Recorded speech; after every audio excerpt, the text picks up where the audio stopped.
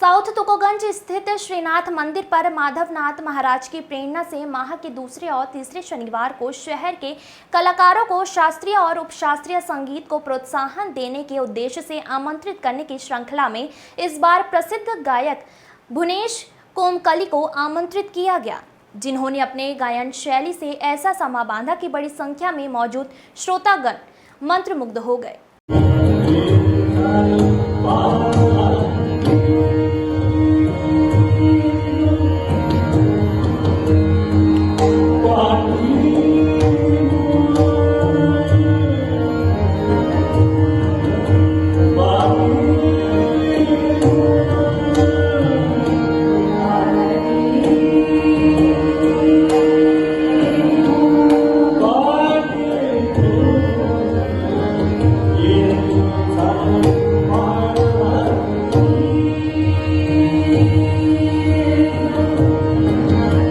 गायक भुवनेश कोमकली ने अपने दादा पंडित कुमार गंधर्व से हिंदुस्तानी संगीत की शिक्षा ली है। उन्होंने अपने दादा और पिता पंडित मुकुल शिवपुत्र की धरोहर को आगे बढ़ाते हुए देश विदेश में अपनी स्वयं की अलग पहचान बनाई है।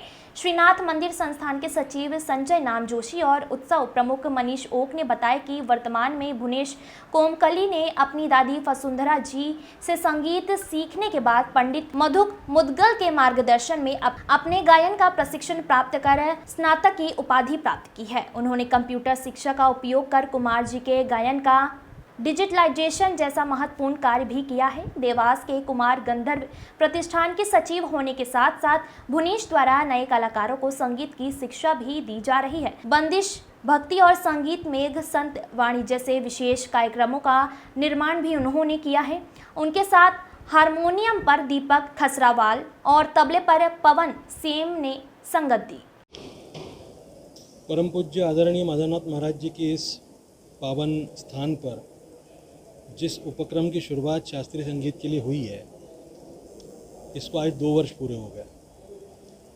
यह उपक्रम बहुत लंबा चलना चाहिए, अनवरत चलना चाहिए, क्योंकि जो संगीत को लेकर नए लोग, युवा लोग काम कर रहे हैं, उनको जिस तरह से एक मंच उपलब्ध करा के देने का मानस यहाँ विचारपूर्वक रखा गया है, उसको मैं बहुत बहुत एक तो साधुवाद देता हूँ। क्योंकि ऐसे जब तक माध्यम नहीं बनेंगे तब तक युवाओं को अपनी चीज़ को लोगों तक पहुँचाने का अवसर नहीं मिलेगा, और उस बहाने से उनको एक अलग ढंग से अपने आप को लेके सोचने का और काम करने का मौका मिलता है। ये बहुत अच्छा है, इसमें और बढ़ोतरी होनी चाहिए। और यहाँ तक कि मेरा ये मानना है कि युवाओं को इस चीज़ को लेकर गंभीरता से काम भी करना चाहिए, क्योंकि ये सब उनके लिए है।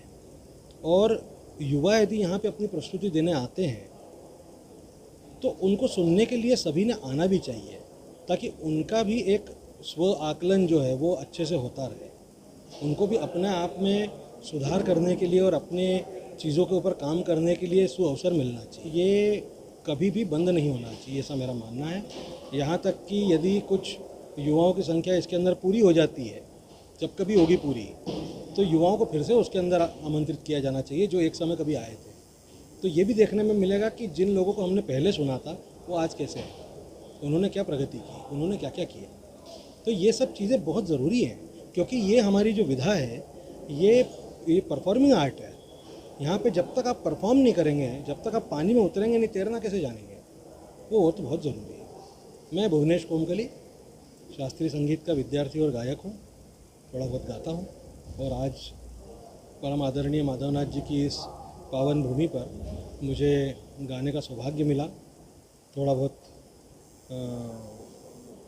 मैंने राग बिहागड़ा गाया, उसके बाद मैंने एक ठुमरी गाई मिश्र पीलू की, उसके बाद मैंने राग